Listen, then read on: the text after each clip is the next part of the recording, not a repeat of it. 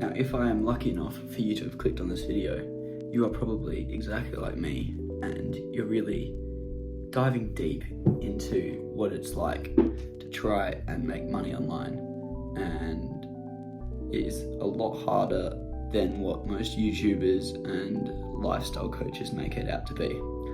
But I'm here to explain a bit of my experience through this field, and also mainly the productivity side of things. So how I changed some of the things in my life to boost my productivity and to be able to find more time in the day to get things done. Now, I know exactly what it's like trying to find your way through this online sort of all these online money making methods and all these techniques that YouTubers pitch to you. I want to take a step away from that and start looking at the skills and the strategies you should build before even looking at any of these methods.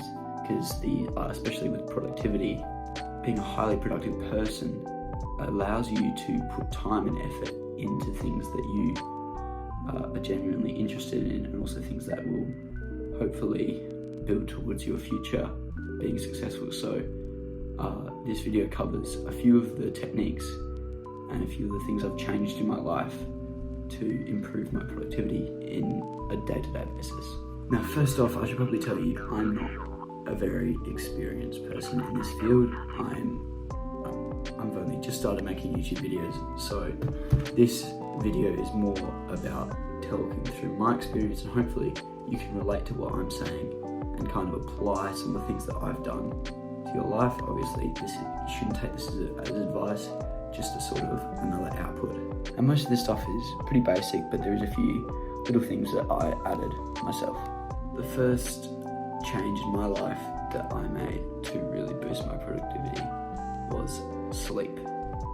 And I know that sounds very cliche and it's very kind of an obvious thing, but people overlook it a lot of the time, and I overlooked it for many years, about how good you feel when you're getting the right amount of sleep.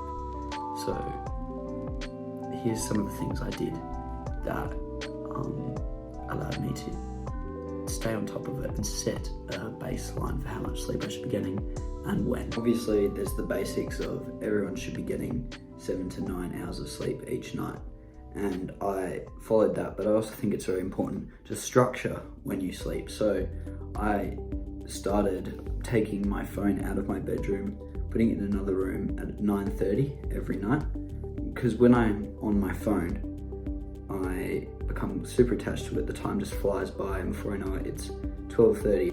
I put it out in another room, and this gives me more time to relax and get into a state that I'm ready to go to bed.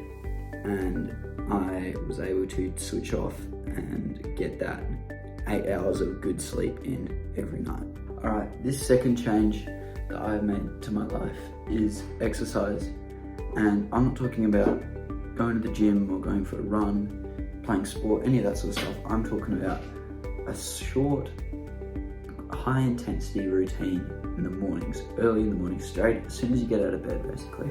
I've been doing these for about 2 months now, and it basically just really helps me get out of bed. And I've found it really helpful when it comes to productivity. And there's a major change in my day when I do this morning routine. Now, this third change in my life is reasonably new to me, so I haven't really explored all the benefits of it.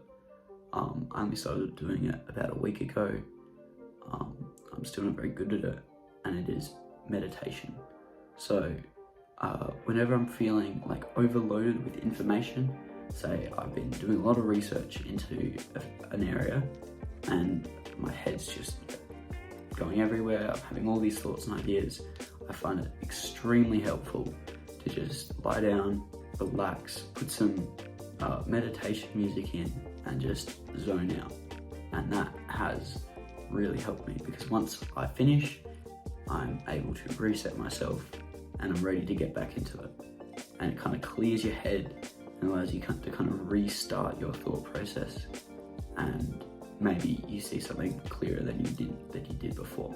This change is reasonably similar to the meditation. It has the same sort of effects, So this is reading. So back when I was younger, I used to do a lot of reading. I'd read a book a week, pretty much. I absolutely loved it. And then I got a phone and I started watching videos. I started going through social media all the time, and I stopped completely.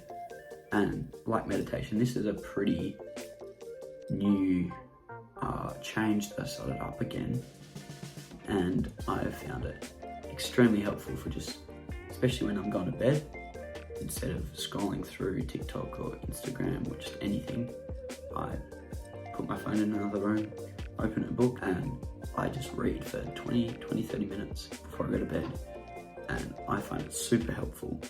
It also ties into the sleep aspect, so when I'm on my phone before bed, the minutes go by fast. I'm just like constantly, okay, 10 more minutes, 10 more minutes, 10 more minutes, and then I put down my phone and it's 12:30, and I feel like crap, and then I can't sleep because I'm anxious and I want to check my phone. But if I go on my book and read a book, I sit there 20-30 minutes, I get sleepy, and I sleep well. And that's the reason why I included it, because it changes the way you go to bed. It changes your process into going to sleep, and I think it's really benefited my productivity. Now, this last one is not a recent change I've made. I've always really used this tool to help me with my productivity, and that is building a solid routine on paper, so having it there to see and to hold yourself accountable for.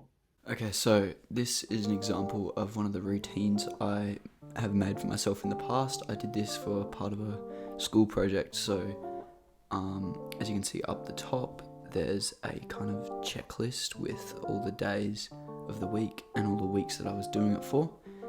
And then underneath is a key, so if I did the exercises properly, I noted which ones I did and didn't do.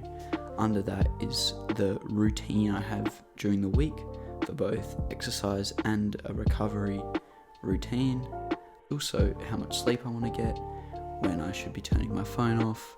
I also have the sessions, like the exercise sessions I have with reps and all of that sort of stuff.